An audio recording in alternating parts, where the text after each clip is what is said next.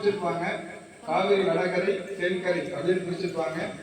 காவேரியிலிருந்து இந்த ஸ்தலம் வடக்கரைக்கு, இது காவேரி வடகரை ஸ்தலம். காவேரி வடகரை ஸ்தலத்துல இது 43வது ஸ்தலம். திருஞான சம்பந்தர் திருநாவுக்கரசர் 2 பேரால பாடல் பெற்ற ஸ்தலம். அதாவது இது எப்படி அப்படின்னு கேட்டீங்கன்னா, சுவாமிக்கு வந்து யுகத்துக்கு ஒரு பேர் சொல்லியிருக்காங்க. கிருதயுகத்துல புராதனன் அப்படிங்கிற ஒரு அசுரனை வரைச்சதுனால புராதனேஸ்வரர் அப்படிங்கிற பெயர். திரேதாயுகத்துல நந்தி ஆட்கொண்டதுனால யோக நந்தீஸ்வரர் அப்படிங்கிற பெயர். துவாபர யுகத்துல வில்வ ஆரண்யம், அதாவது ஆரண்யம்னா காடு, வில்வ வனத்துக்குள்ள சுவாமி இருந்ததுனால வில்வாரண்யேஸ்வரர் அப்படிங்கிற பெயர்.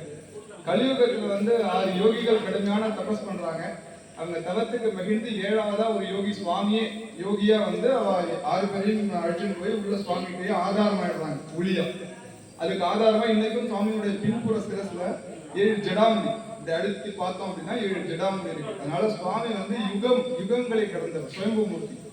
சுயம்புமூர்த்தினா சுயம்னா தானாக, பூனா பூமி, பூமியிலிருந்து தானாக தோன்றதுக்கு பேர் சுயம்புமூர்த்தி அப்படின்னு சொல்லுவாங்க.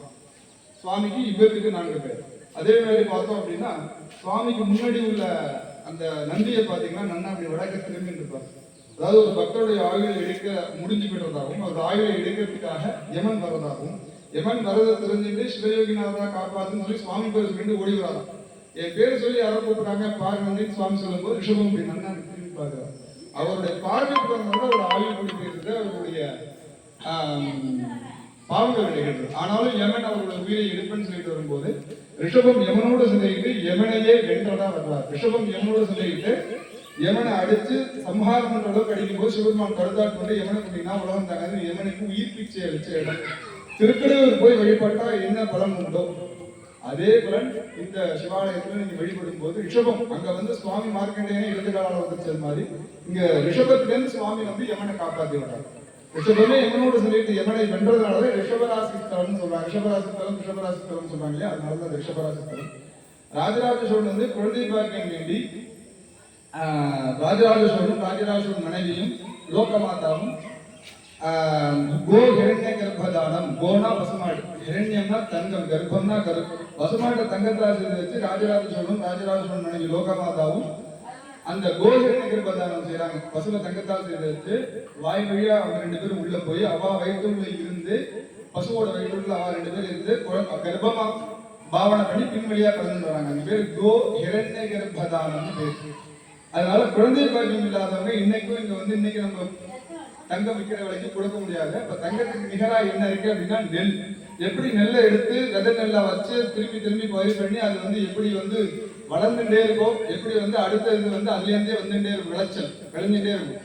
அது மாதிரி நம்ம குடும்பம் அபிவிருத்தி ஆகணும் அப்படிங்கிறதுக்காக அந்த நெல்லை கண்ணன் மனைவி என்ன இடம் இருக்காங்களோ அந்த இடைக்கு கொடுத்து வேண்டிட்டு துலாபாரம் சொல்லுவாங்க இல்லையா, அதை கொடுத்துட்டு போனாங்கன்னா அதுல இருந்து 1 வருஷத்துல இந்த குழந்தை பாக்கியம் ஏற்படும் அப்படிங்கிறது இந்த கோயிலுடைய ஐதீகம். அடுத்ததா பார்த்தோம் அப்படின்னா ஒரு மன்னனுடைய மகனுக்கு நிறைய இருக்கு, சொல்லிட்டே போனா ஒரு 2 மணி நேரம் ஆயிடும். அதனால எல்லாத்தையும் ஷார்ட்டா சொல்லிடுறேன்.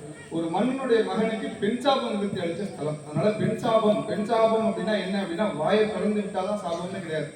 ஒரு பெண்ணை நம்ம திருமணம் பண்ணி ஆத்துல வச்சுருக்கோம், அவளுக்கு ஏதாவது அவ மனசு போன்ற மாதிரி நடந்துட்டு வேற ஒருத்தரோட அவ இருக்கும்போதே இன்னொருத்தரோட கல்யாணம் 2வது கல்யாணம் பண்ணிக்கிறது, இந்த மாதிரி நம்ம தாத்தாக்கள் யாராவது பண்ணிட்டா அப்படின்னா அவ மனசார நினைச்சிருப்பா இப்படி பண்ணிட்டாலே ஏமாத்திட்டாங்களே, அது கூட பெண் சாபம் தான். வாயை திறந்து நீ நல்லா இருக்கலாம்னு சொல்ல வேண்டாம். அவ ஆத்துக்கு வந்த மகாலட்சுமி நம்ம மனசு கஷ்டப்படுத்தினாலே அதுக்கு பேர் பெண் சாபம் தான்.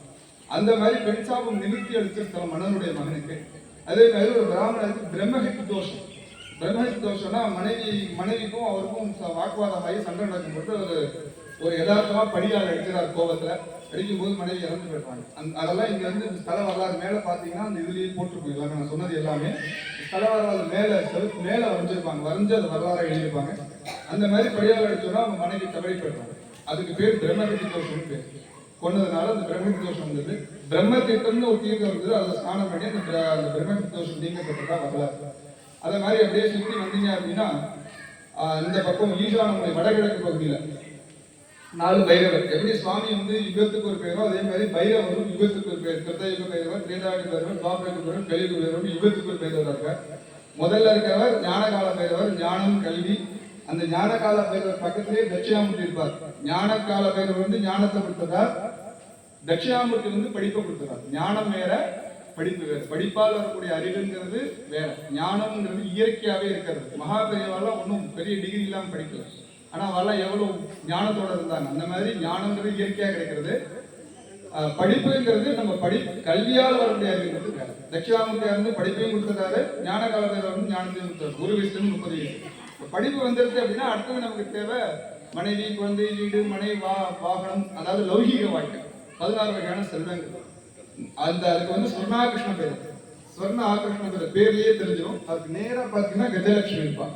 அதாவது எல்லா இடத்துலையும் சொர்ணாகிருஷ்ண பேரர் வந்து அம்பால மடியில உட்கார வச்சுட்டு இருப்பா பார்த்துருப்பீங்க. இங்க என்ன அழகு அப்படின்னா, அந்த சொர்ணாகிருஷ்ண பேரருக்கு நேரா கஜலட்சுமி இருந்து நேருக்கு நேரா பார்த்துட்டு இருக்குது. அதாவது சாஸ்திர ரீதியா இருக்கிற இடத்தை விட பார்க்கிற இடத்துக்கு பலம் ஜாஸ்தி. குரு பார்க்கக்கூடிய விதம். அதனால இந்த கஜலட்சுமியும் லட்சுமி எடுத்து உள்ளவன் நமக்கு தெரியும். சொர்ணாகிருஷ்ண பேரவர் சொர்ண ஆகிருஷ்ண பேரவர் பேருக்குள்ளேயே இருக்கிறது என்னங்கிறது நமக்கு தெரியும். ரெண்டு பேரும் நேருக்கு நேரா பார்த்துட்டு இருக்கும்போது இன்னும் கூடுதலான லௌகீக வாழ்க்கைக்கு தேவையானது எல்லாமே இங்க கிடைக்கும் அப்படிங்கிறது 31 வயசுலேருந்து 60 சதவீதம்.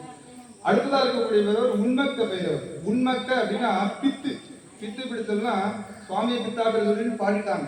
அவருக்கு இல்ல, இது நமக்கு. கல்வி, செல்வம், வீரம், இதுல எது கொஞ்சம் அதிகமா இருந்தா கூட நமக்கு என்ன வந்துருது? கர்வம் வந்துருது. அந்த கர்வங்கிற பித்த ஒழிக்கிறதுக்கு தான் அந்த உண்மத்த பைரவரா இருக்கார். அந்த உண்மத்த பைரவருக்கு பக்கத்திலேயே குழந்தையா பாட சொல்லி கர்ம தர்மாதிபதியா நம்ம செய்யக்கூடிய கர்மம் தர்மம். கர்மம் அப்படிங்கிறது நம்ம செய்யக்கூடிய வேலை.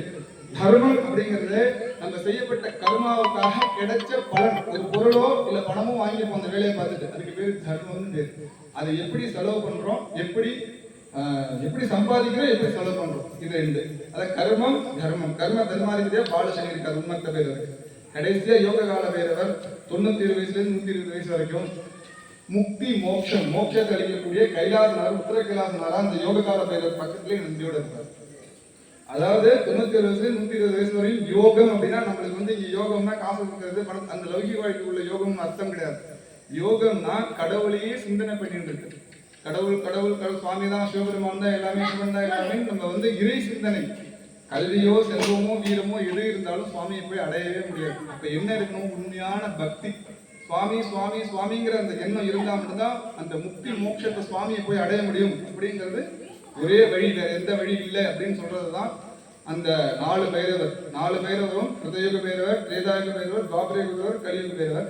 தர்மம், அர்த்தம், காமம், மோட்சம். பிரம்மத்திரம், கிரகஸ்தம், வானப்பிரஸ்தம், சந்நியாசம். ரிக்வேதம், யஜுர்வேதம், சாமவேதம், அதர்வணவேதம். கிருதயுக பைரவர், திரேதாயுக பைரவர், துவாபரயுக பைரவர், கலியுக பைரவர்.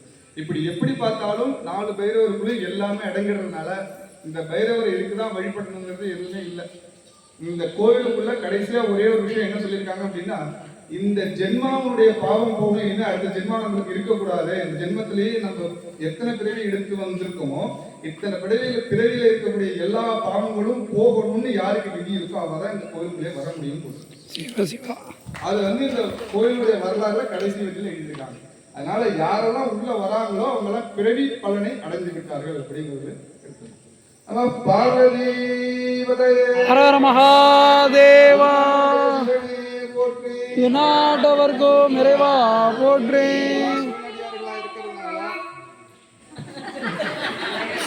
நீங்களாம் சிவனடியார்களா இருக்கிறதுனால நான் இன்னொரு வேண்டுகோளா வைக்கிறேன். பாடல் பெற்ற சிவாலயங்கள் மொத்தம் 276. இந்த 276 கோயில்லையும் ரொம்ப ஃபேமஸா நல்ல வருமானம் வரக்கூடிய கோயில்கள்லாம் நீங்க விரல விட்டு 15 கோயில் பேர் சொல்லிடலாம். வேற மிச்ச கோயில்லாம் இந்த கோயில்ல 4 கால பூஜை நடக்குது, 2 கால அபிஷேகம் நடக்கிறது. இத மாதிரி பூஜை பண்ணக்கூட முடியாத ஸ்தலங்கள் இருக்கு. 276 மொத்தம் 46,000 கோயில் இருக்கு. இதுல நான் சொல்றது வெறும் 276 பாடல் பெற்ற ஸ்தலங்களை மட்டும் சொல்றேன். இந்த கோயில்கள்ல நான் என்ன சொல்றேன் அப்படின்னா, நீங்க எல்லாம் போய் அந்த கோயிலை எடுத்து கும்பாபிஷேகம் பண்ணீங்கன்னு நான் அப்படி சொல்ல முடியாது. ஏன்னா எல்லாராலையும் முடியாது. எல்லாரும் ஒரு ஊரே சேர்ந்து செஞ்சாதான் அது கும்பாபிஷேகம் பண்ண முடியும். ஒரு தனிப்பட்ட நபர்னா பெரிய கோடீஸ்வரனா இருந்தா மட்டும் தான் முடியும். நம்ம அது பண்ண வேண்டாம். நம்மளால முடிஞ்சா டெய்லி நம்ம ஆற்றுல சாப்பிடும் போது ஒரு படி அரிசி எடுத்து வைங்க. 30 நாளைக்கு 30 படி சேர்ந்துடும் அரிசி. ஒரு பிடியா பச்சை அரிசி எடுத்து வச்சுன்னா அந்த கோயிலை விட்டு நெய்வேத்தியம் போட்டு. அதை விட அன்னதானத்தை விட சிறந்த தானம் உலகத்துல வேற எந்த தானமும் இல்லைன்னு சொல்லியிருக்காங்க. அதனால நானோதக சமந்தாரம் ஏகாதச பரமிருதம் நகாயத்திர பரோமந்திரா நமாத்துர் தேவதம் பரம்னு ஒரு ஸ்லோகம் உண்டு. நானோதக சமந்தாரம்னா அன்னம் முதகம்னா சாதத்துக்கும் தண்ணிக்கும் மிஞ்சின தானம் இல்லையா. நைகாதச பரம் விரதம், ஏகாதசிக்கு மிஞ்சின விரதம் இல்லையாம். நகாயத்ர பரம், காயத்ரி மந்திரத்துக்கு மிஞ்சின மந்திரம் கிடையாது. கடைசியா நமாதுர் தெய்வத்தம் பரம் அப்படின்னா அம்மாவுக்கு மிஞ்சின கடவுளே இல்லை அப்படின்னு சொல்லி முடிச்சிட்டாங்க. அதனால நீங்க எல்லாத்துக்கும் கோவில் கும்பாபிஷேகம் எல்லாம் பரவாயில்ல, ஒரு பிடி அரிசி எடுத்தாங்க. நன்றி.